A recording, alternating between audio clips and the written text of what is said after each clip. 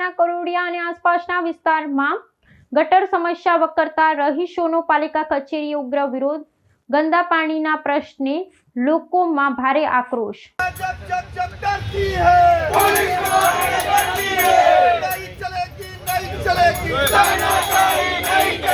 વડોદરા મહાનગરપાલિકાના ward number 8 હેઠળ આવતા કરોડિયા ગામ અને તેની આસપાસના વિસ્તારમાં ગટરના ગંદા પાણીના નિકાલની સમસ્યાએ ગંભીર સ્વરૂપ ધારણ કરતા આજે સ્થાનિક રહીશોનો રોષ ફાટી નીકળ્યો હતો. શ્રી રામનગર, સંતોષીનગર અને દેસાઈપુરા વિસ્તારના મહિલાઓ, પુરુષો મોટી સંખ્યામાં એકત્ર થઈ પાલિકાની મુખ્ય કચેરી ખાતે મોરચો માંડ્યો હતો અને વહીવટીતંત્ર વિરુદ્ધ ઉગ્ર વિરોધ પ્રદર્શન કર્યું હતું. સ્માર્ટ સિટીની ગુલબાંગો વચ્ચે પાયાની સુવિધાઓથી વંચિત રહીશોએ ગંદકી અને દુર્ગંધના મામલે તંત્રની કામગીરી સામે ભારે નારાજગી વ્યક્ત કરી હતી. આંદોલનકારીઓના જણાવ્યા અનુસાર ગટરના દૂષિત પાણી ઉભરાવાને કારણે સમગ્ર વિસ્તારમાં ગંદકીનું સામ્રાજ્ય ફેલાયું, જેના પરિણામે ઘરે ઘરે બીમારીના ખાટલા ખડકાયા છે.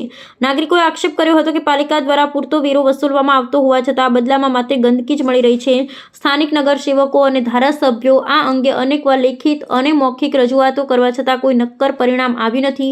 રહીશોએ જનપ્રતિનિધિઓ પર પ્રહાર કરતા જણાવ્યું હતું કે નેતાઓ માત્ર ચૂંટણી સમયે જ મત માંગવા આવે છે અને ત્યારબાદ પ્રજાની હાલાકી ભૂલી જાય છે. પાલિકા કચેરીના પટાંગણમાં વિરોધ નોંધાવતા રોષે ભરાયેલા સ્થાનિકોએ વહીવટીતંત્રને સ્પષ્ટ ચેતવણી આપી છે કે જો ગટર લાઇનની આ સમસ્યાનો તાત્કાલિક કાયમી ઉકેલ લાવવામાં નહીં આવે તો આગામી દિવસોમાં આંદોલનને વધુ વેગવંતુ અને ઉગ્ર બનાવવામાં આવશે. ગંદા પાણીના નિકાલના અભાવે નરકાગાર જેવી સ્થિતિમાં જીવવા મજબૂર બનેલા નાગરિકોએ હવે તંત્ર સામે લડી લેવાનો મૂડ બનાવ્યો છે.